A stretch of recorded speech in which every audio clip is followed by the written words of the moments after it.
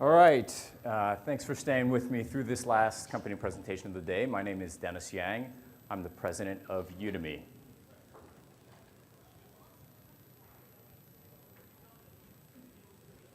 Okay, so we operate a marketplace for online courses. Many folks would lump us into the MOOC category, though I will say as a MOOC, we're the only ones that use a marketplace model. And by that I mean we don't own and operate our own content. Rather, we leverage the wisdom of the crowd, so to speak. So any instructor, faculty member, content owner, publisher, and or school can actually publish or create a course on our platform. Note that we do review and curate and approve every course that does come onto our platform. Okay, so historically, our content has been more skill-oriented or skill-focused, if you will, though we do have courses that you would typically find in a traditional higher academia environment. We also do have personal or casual interest courses as well. So as an example, one of our more popular courses is learning Microsoft Excel that has over 30,000 students in it, and that has a retail price of $99. We also have just recently released a certificate on leadership offered by Jack Welch, and that's for $500. So you get a sense of the range of the different courses that we do offer. We've got about 35 folks. Over half of that is in R&D or in engineering. We've raised about $16 million to date. Just recently, a Series B round this past December. Okay, so our courses are all delivered self-paced, on demand, primarily via video, though we do support other formats, whether that's rich text, audio, PDF, PowerPoint, or a combination thereof. And as you can see from, if you ever have had a chance to take one of our courses, as you can see here, this was very much designed as a consumer learning environment more than anything else. In terms of target markets that we go after, primarily we are working on the adult learners, the lifelong learning segment, if you will, for adults ages 25 and above.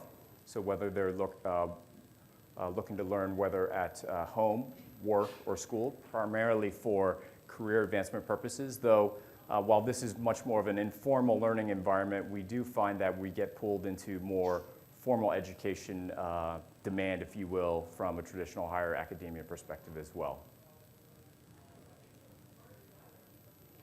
Okay, a little bit about our students. So our students, as I mentioned earlier, the average age is 25 or above. It skews a little bit more male than female. We do have a global population. We've had students in over 200 countries around the world.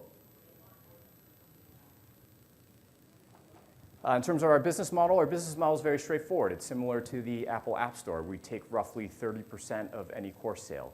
I should note that 75% of our courses, and we actually have, I just looked this morning, we actually have over 7,000 courses at this point. 75% of our courses are free, so they are in sort of the classic term massive, open, and online, whereas 25% have a price tag associated with them, so you can consider those as massive and affordable online classes, if you will. But we align ourselves completely with our instructors, publishers, and content owners, if you will. They create the courses. We don't make money if they don't make money. They own the IP. They set the price, if you will. So as a two-sided marketplace where we're crowdsourcing both the demand as well as the supply, there's some interesting network effects to our business model. Namely, as more instructors come onto our platform, that tends to attract more users. And as we have more users, that tends to attract more instructors looking to monetize or create their own personal brand to teach on Udemy, if you will. So one of the other interesting things I would note here is in terms of our user acquisition and demand growth, it's actually largely driven by the instructors themselves. And by that, I mean for every instructor that comes onto our platform, we find that the last thing that they want to do is have nobody watch their course, whether it's free or paid. So they do their very darn best to ensure that they get as many students that they know viewing their course on Udemy as possible. Okay, growth in 2012, we had a good year. Our student growth as well as our revenues were up over 5x. Course enrollments were up a little bit more than that. On the content side, which I haven't shown here, just since the beginning of this year, January 1st of this year, we've actually had over 15,000 people sign up to start creating a course. Now, with that said, obviously, some of them won't make it through the process because it's still a bit of work, but all the same, we're seeing a large growth in both interest on the demand side as well as the supply side. In terms of where we're going in the future, we've traditionally serviced this direct-to-consumer model in terms of student learning. What we found, though, is most recently, a lot of companies, schools, associations, nonprofits, or for-profits, if you will, they have expressed interest in using Udemy as their own learning environment or training platform, if you will. Depends on what type of organization that they are. What they really want to have are three things. One is all-around control, I should note.